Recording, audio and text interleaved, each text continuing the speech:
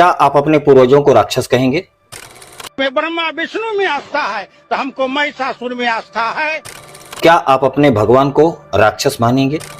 अम्बेडकर साहब ही रावण है, बुद्ध ही मेरा रावण है। क्या आप अपने आप को राक्षसों का वंशज मानेंगे? रावण को जलाना बंद करो, रावण मेरा खानदान है, मेरा पूर्वज है। आपका जवाब होगा नहीं, क्योंकि हर कोई अपने पूर्वजों पर गर्व करता है, उन्हें पूछता है और उनके गर्वित इतिहास को समाज के सामने रखता है।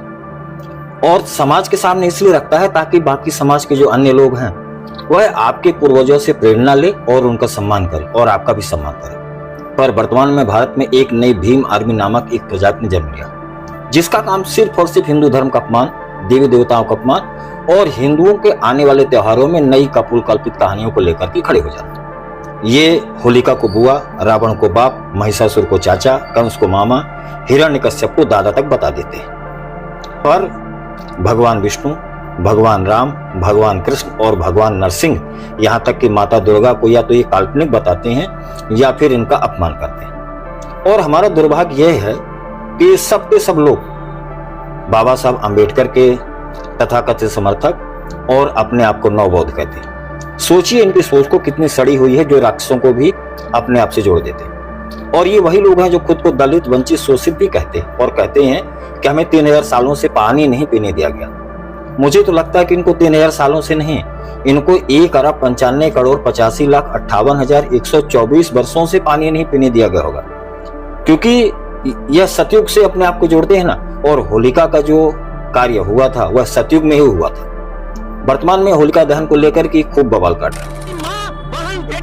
रावण सीता का अपहरण कर लिया था, इसलिए वो दुराचार हो गया, राक्षस बन गया। तो जब सीता के अपहरण करने वाला राक्षस हो सकता है तो हमारे होलिका को जलाने वाला राक्षस क्यों नहीं? भारतीय संविधान के अनुसार किसी भी महिला को जला करके जश्न मनाना या कहा काम नहीं कीजिएगा, नहीं करेगा। भारत की मूल्यवासी बहन थी, जिसके साथ यौनाचार, व्यभिचार, बलात्कार करा मनवादियों ने और उसको रातों रात जला दिया अपने कुकर्म छुपाने के लिए। तो निश्चित रूप से ये होलिका को, होलिका वो हमारी पूर्वज है, ये हमारी पूर्वज है, जो कि होलिका हमारी होलिका इनका बुआ जी। हाँ, हमारी सिर्फ दो ही ऐसे लोग हैं जिनका हर वर्ष दहन होता है, एक तो रावण और दूसरा होलिका।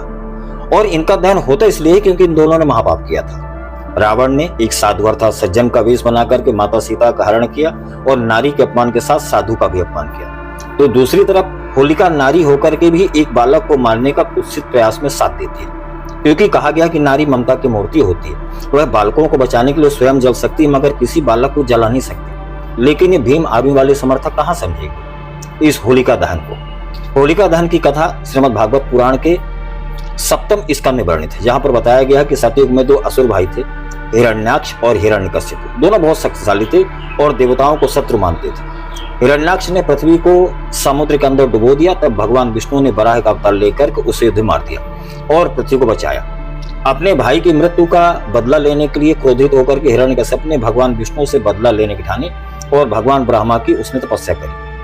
वहां से वरदान मिलने पर वह अत्याचारी बन गया और वह चाहता था कि सभी लोग उसकी पूजा करें, लेकिन उसका पुत्र भक्त प्रहलाद भगवान विष्णु को अपना आराध्य मानता था। इससे क्रोधित होकर के हिरण्यकश्यप ने अपने पुत्र को मारने के कई प्रयास किए, बच गए। अंत में उसने अपनी बहन होलिका को बुलाया। होलिका अपने भतीजे भक्त प्रहलाद को गोद में लेकर के बैठ गई, लेकिन भगवान विष्णु की कृपा से भक्त प्रहलाद बच गए और होलिका जल करके भस्म हो गई।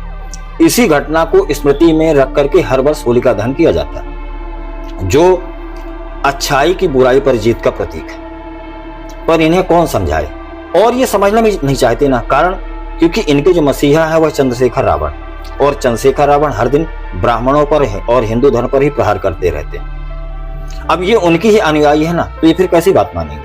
वरना कौन सा ऐसा व्यक्ति होगा जो बाबा साहब अम्बेडकर को भी रावण सिद्ध कर देगा। कौन यह कहेगा कि भगवान बुद्ध ही रावण है और दैत्य पिशाच है, जिनको स्वयं बाबा साहब अम्बेडकर ने समझा पाए। मैं उनको कैसे समझा पाऊंगा, यह तो संभव नहीं। पर खैर आखिर में इतना ही कहूंगा कि बाबा साहब अम्बेडकर ने इन्हें पाखंड से इसलिए दूर किया था कि ये पढ़ेंगे, शिक्षित बनेंगे और इनका सामाजिक और आर्थिक विकास होगा। पर शायद बाबा साहब को भी नहीं मालूम था कि एक दिन इतना पढ़ लेंगे कि स्वयं बाबा साहब अम्बेडकर को ही राक्षस और रावण बता देंगे। जय श्री राम।